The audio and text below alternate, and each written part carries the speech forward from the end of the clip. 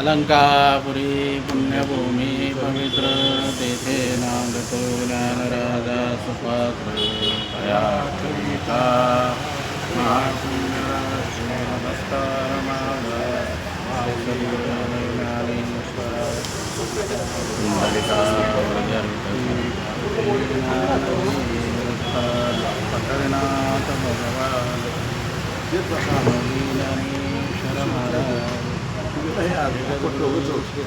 तुकाराम महाराज सब संत अपने अपने माता पिता की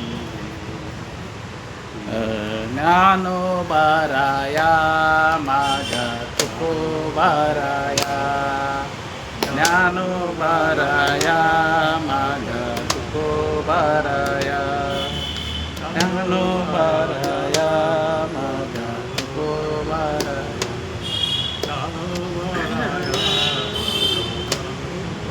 तुकोबाराया माझ्या ज्ञानोबाराया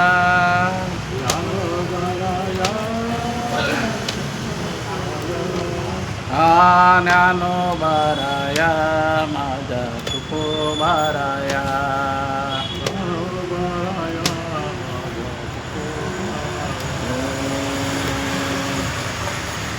कृपाळू उदार माझा ज्ञानेश्वर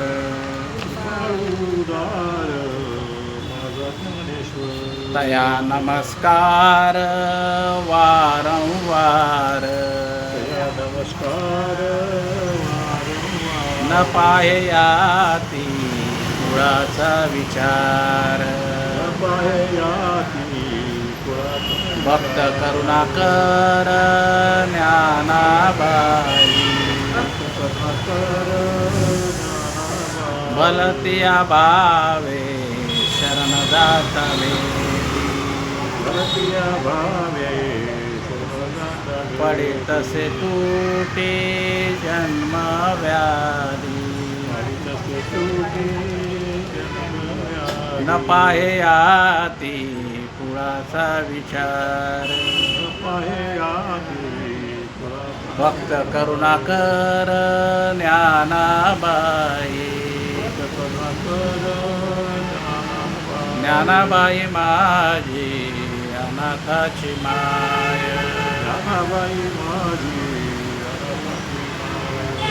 एका जनार्दनी पाय वंदित से न पाहयाती कुळाचा विचार भक्त करुणाकर ज्ञानाबाई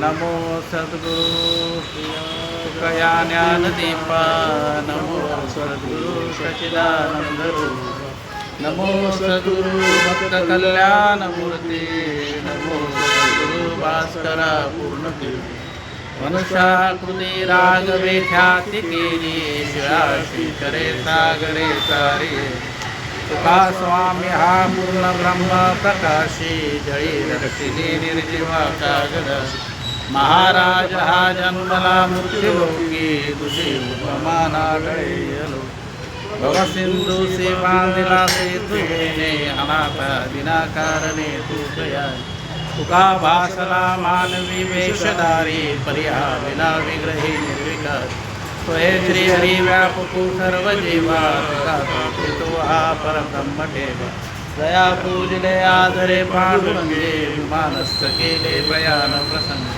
तनु मानवी दिव्य रूप चिली न त्यागे प्रिय दिव्य लोकांसी नेमी ओम नमो जय आद्या वेद प्रतिपाद्या जय जय सोमेद्या समरूपा देवा तुझी सुनीशु सकलार्धमते प्रकाश दिवने निवृत्ती दासु अवतारी जोजी आता विनव वाग्विलासिनी ये चातुर्यार्ध कला कामिनी ईशा शारदा विश्वमोहिनी नमस्कार लिमिया मदहृदय सद्गुरु जेने ताळ्यो हा संसार गुरु म्हणून विशेष अत्यारू विवेकावरी जैसे डोळ्यांजन भेटे तेवढी दृष्टीची फाटा फुटे मग वास पाहिजे तेच प्रगटे महानिधी फुलते फुलते अविगते सरते करून घ्यावे तुमते विनवत असे ज्ञानदेव बाळ माझा सांगे गीता भगवंता लक्ष द्या हो विनविते मराठी मी त्याची माता. ज्ञानेश्वरी घरोघरी अर्थात ज्ञानेश्वरीची कार्यशाळा त्या कार्यक्रमामध्ये आपलं सर्वांचं स्वागत आहे. आजचा आपला अभ्यास आहे अध्याय क्रमांक 2 श्लोक क्रमांक 48 आणि त्याच्या खालच्या ज्या ओव्या आहेत 267 ते 272 याचा आपण आज अभ्यास करायचा आहे. तर पहिला जो श्लोक आहे तो मी सुरुवातीला म्हणतो, मग त्याच्या मागे आपण मोठ्याने जरा म्हणायचं. योगस्त कुरु कर्माणि योगस्त कुरु कर्माणि योगस्त कुरु कर्माणि संग त्यक्त्वा धनंजय संग त्यक्त्वा धनंजय संग त्यक्त्वा धनंजय.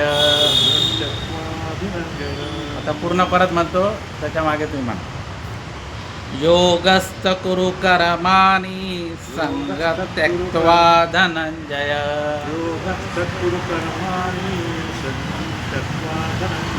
आता दुसरी ओळ बघा त्याच्यामध्ये. सिद्ध सिद्ध्यो समो भूत्वा सिद्ध सिद्धो समो भूत्वा सिद्ध सिद्धो समो भूत्वा समत्वं योग उच्यते समत्वं योग उच्यते समत्वं योग उच्यते. परत एकदा आहे का.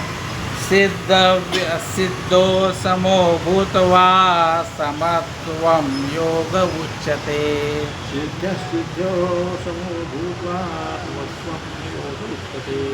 पूर्ण परत श्लोक म्हणू आपण.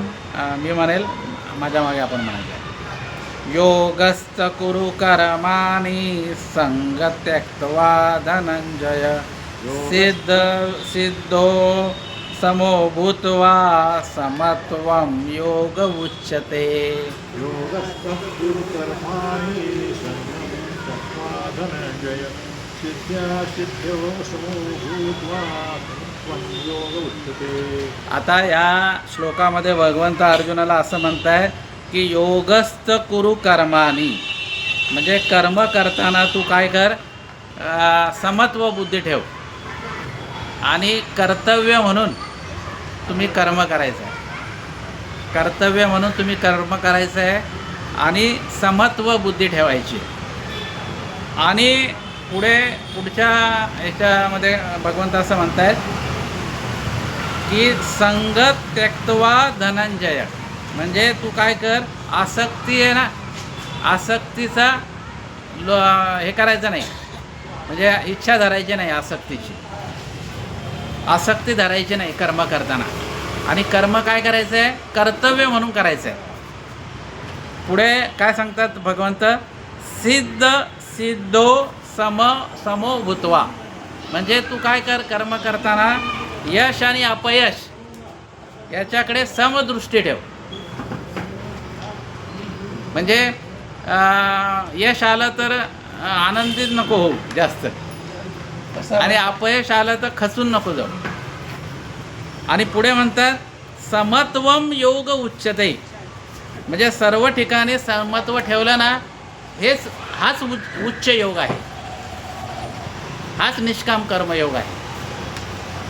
म्हणजे बघा, निष्काम कर्मयोग सांगताना भगवंत पहिल्यांदा काय सांगताय ते, की कर्म करताना समत्व बुद्धी ठेवली पाहिजे, सारखी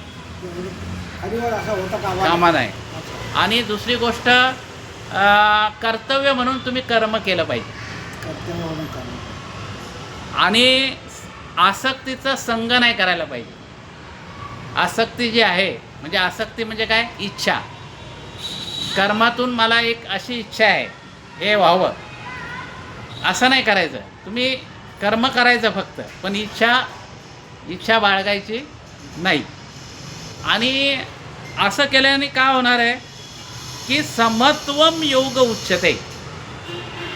सर्व ठिकाणी म्हणजे बुद्धी ठेवल्यानंतर हाच उच्च योग आहे.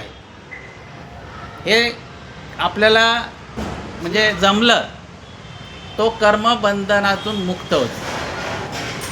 आपण सुख दुःख याच्यामध्ये का अडकतो, कारण आपण त्या पद्धतीने करत नाही. आपण प्रत्येक कर्मामध्ये आपली काहीतरी भूमिका असते. कॅमेरा कॅमेरा म्हणजे मला काय मिळणार, माझं काय.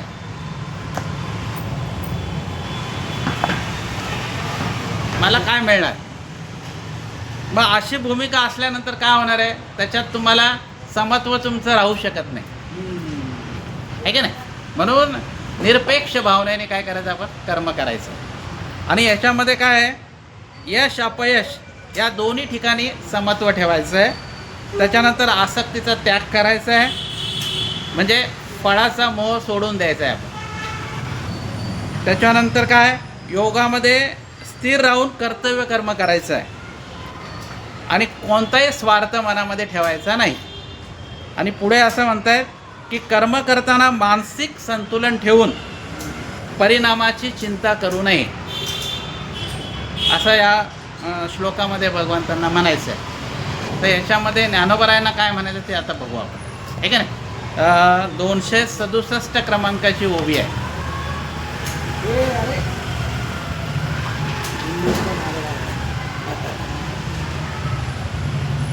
267 क्रमांकाची ओवी आहे. बघा बोरेसाहेब काय त्यांनी सगळं बंद केलं.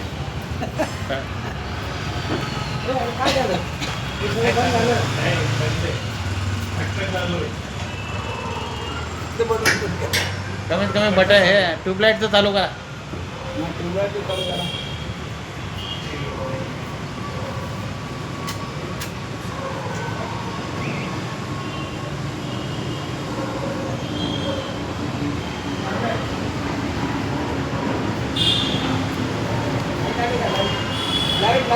लाईट नाही. हां, 267 क्रमांकाची ओवी बघा, 48 श्लोकाच्या खालची. मी म्हणतो माझ्या मागे म्हणायचं, तू योगयुक्त होऊनी फळाचा संग टाकूनी मग अर्जुना चित्त देऊनी करी कर्मे.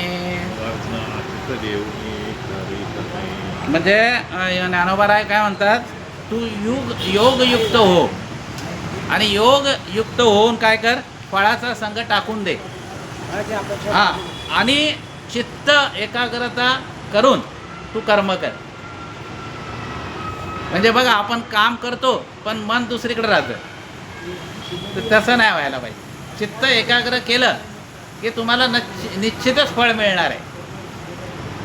बघा, फळ न मिळण्याचे कारण अनेक आहेत. नुसतं आपण वरवर ध्याने काम करतो, कर्म करतो, पण चित्ताने नाही करत. देहाने पण झालं पाहिजे आणि चित्ताने पण झालं पाहिजे, तर तुम्हाला त्याच्यामध्ये फळ मिळणार आहे. पुढे बघा, पुढची ओळ 268 क्रमांकाची. परे आदरिले कर्म दैवे जरे समाप्ती ते पावे तरे विशेषतेच तोषावे हे नको. म्हणजे कर्म करताना दैव कृपेने कर्म पूर्ण झालं समजा, तरी काय करायचं आहे, आपल्याला आनंदित नाही राहायचं. म्हणजे बा, आपण धरलेलं काम समजा सिद्धीच केलं. समजा आपण एक मंदिर उभारणीचं काम ठरवलं आणि मंदिराचं पूर्ण काम झालं, आता सगळं व्यवस्थित झालेलं आहे. परंतु तरी त्यावेळा त्याच्यातून आनंद नाही मानायचा मनामध्ये. हा झालं ना, ही परमेश्वराची इच्छा आहे, देवाने आपल्याकडनं काय केलं आहे, करून घेतलेलं आहे, एवढं फक्त मानायचं आहे. म्हणजे त्याच्यात तोषावे तरी विशेष ते तर तोषावे हेही नको. खास करून तुम्हाला आनंद व्यक्त करायची काही गरज नाही. जे केलं ते ब्रह्मार्पण, देवाला अर्पण आहे की नाही. पुढे बघा आता, का निमित्त कोणे एके ते सिद्धी न वचता ठाके तरी तेथे शेनी अपरितोखे शोभावेना. बरं, काही वेळेला काय होतं, काम करताना काही अडचणी निर्माण होतात आणि आपल्याला काय होतं, ते पूर्ण नाही होत, म्हणजे अर्धवट राहतं. बरं, जरी अर्धवट जरी काम राहिलं तरी त्याच्यामध्ये दुःख मानायचं, हे देवाची इच्छा आहे, अशा पद्धतीने आपण कर्म करायचं. म्हणजे काम पूर्ण झालं तरी आनंद नाही प्रगट करायचा आणि काम अपूर्ण राहिलं तरी दुःख प्रगट नाही करायचं. स्थितप्रज्ञ टाईप. त्याच्या पुढे बघा आता, आचार्यता सिद्धी गेले तरे काजची किर आले परी ठेविल्या हे सगुण झाले ऐसेची मानी.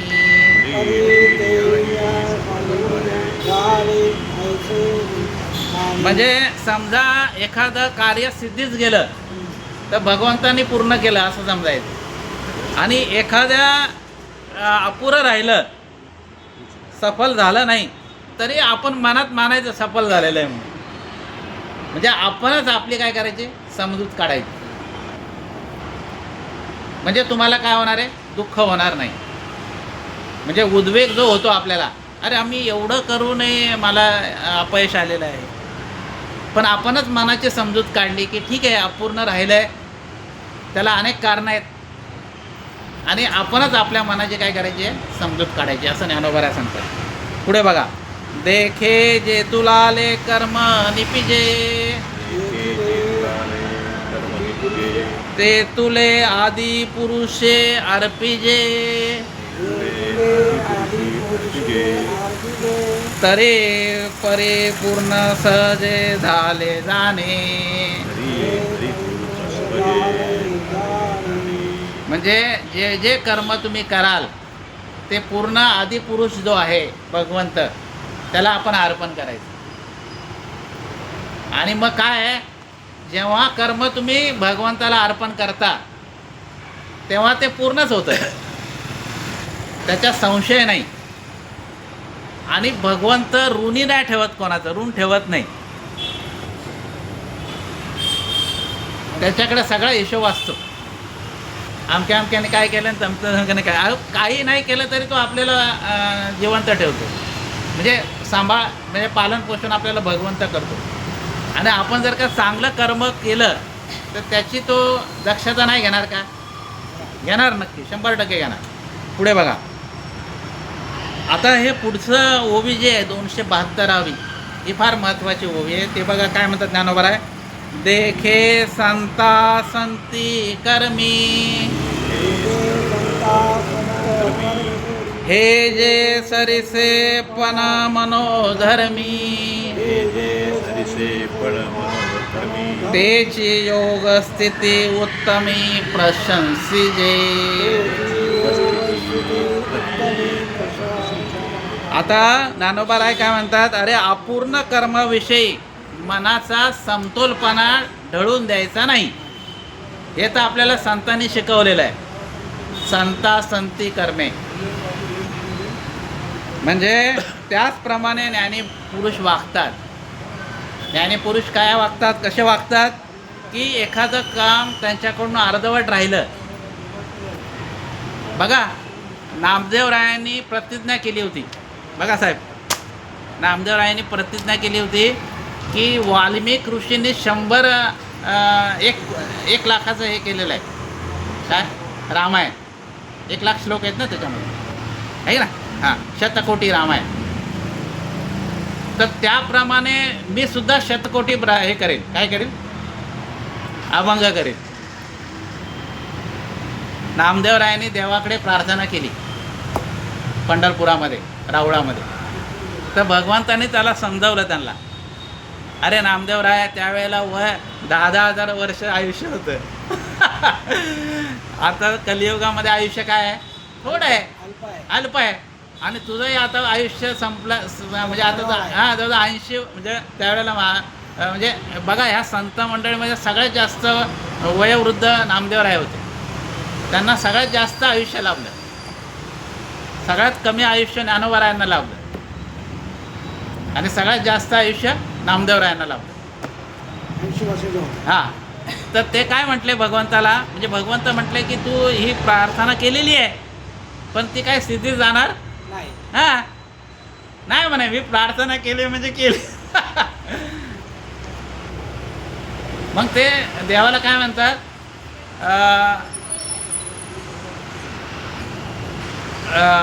हे म्हणजे त्याच्यात एक असं प्रमाण आहे. काय प्रमाण आहे? नामा म्हणे चालवी नेम माझा. म्हणजे आता मी नियम केलेला आहे, तो तुम्हीच नाही, तो तुम्ही चालवा आता. म्हणून पुढे काय लिहिलंय, उरले ते शेवटी लावी तुका. परत ते तुकाराम महाराजांच्या म्हणजे त्यांचा अवतार, त्यांना परत अवतार घ्यावा लागला. म्हणजे त्यांनी 96,000 अभंग केले आणि बाकीचे जे राहिले ते तुकोबारायांनी केले.